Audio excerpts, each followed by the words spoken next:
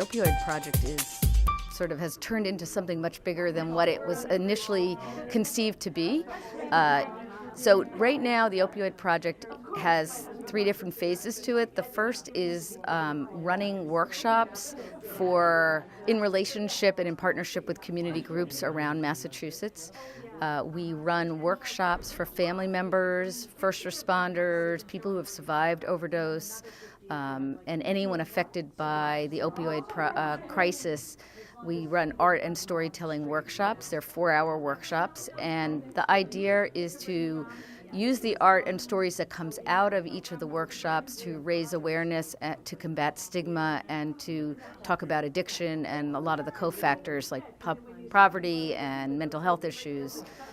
So we work with the individuals. The goal is to really work with the individuals to help make them feel loved and in community with other people who share a lot of the same experiences but may feel isolated by those experiences.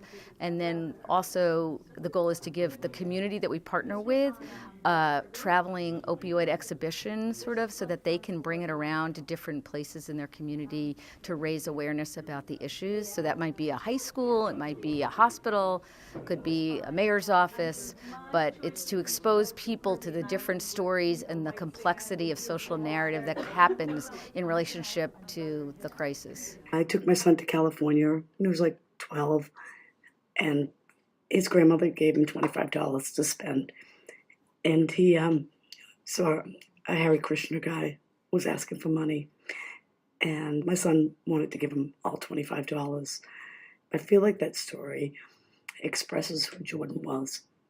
He always was there for anybody and everybody, always put himself last. I have hope I can learn to be like Jordan.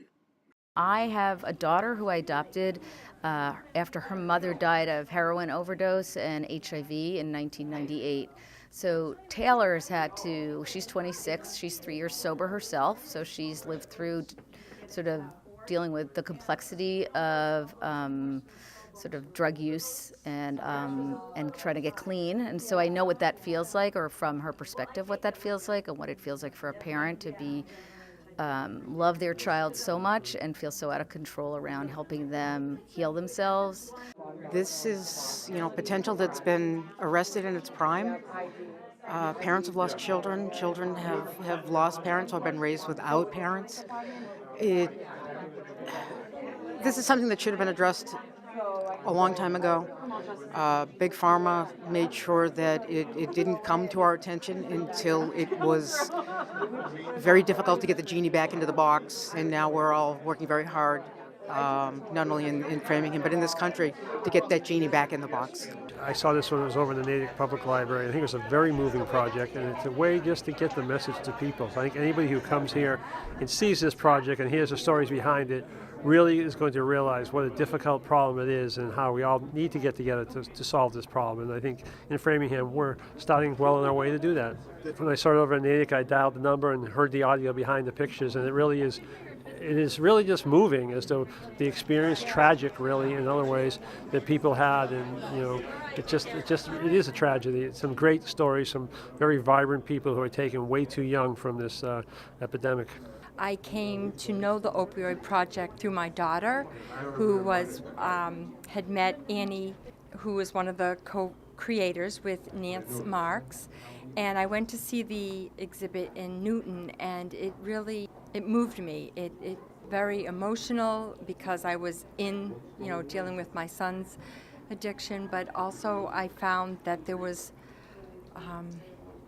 hope, and I wanted people's stories needed to be told. He was a thinker. He could think things through and figure things out.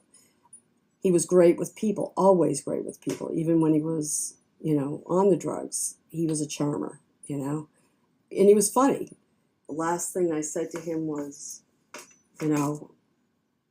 you've got everything before you. And he says, Mom, I've got everything to live for. And when I came home, he was still alive, but I couldn't wake him up. And he ended up being in a coma for three days, and we had to make that decision to take him off. This basically blew my family apart because for a number of years we weren't aware of it, and things were going on in an undercurrent. And I have two other sons surviving, and they were younger than Tristan, and so they felt the ripples of his behavior, and a lot went on behind the scenes. And by the time we found out that he was using opiates, he had gone to heroin, and I got him into rehab, and I thought, oh, that'll fix it. That'll fix it.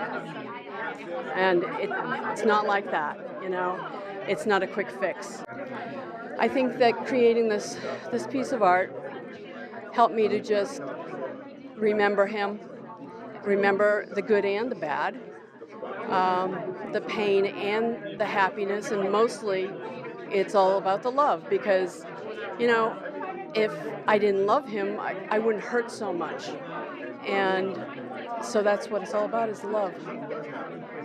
I think art helps you heal in a variety of ways. The person who gets to make the piece, for a lot of folks, it's to survive the experience with a loved one, you have to shut down inside to a lot of feelings, and yet they're bottled up inside of you. And the chance to actually make a piece of art where you're actually going through pictures and you're going through photographs and you're dealing with memories, and often is an opportunity to lift up stories that you've had to bury down, which is the beauty of that person. Because stigma forces you, as a parent in particular, let's say, people force you into the box of, I have a child who's died of opioid use.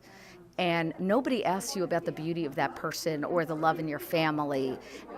So by making art, it allows you to bring back the part of that person that you lost to the epidemic, because society doesn't know how to relate to people except in small boxes.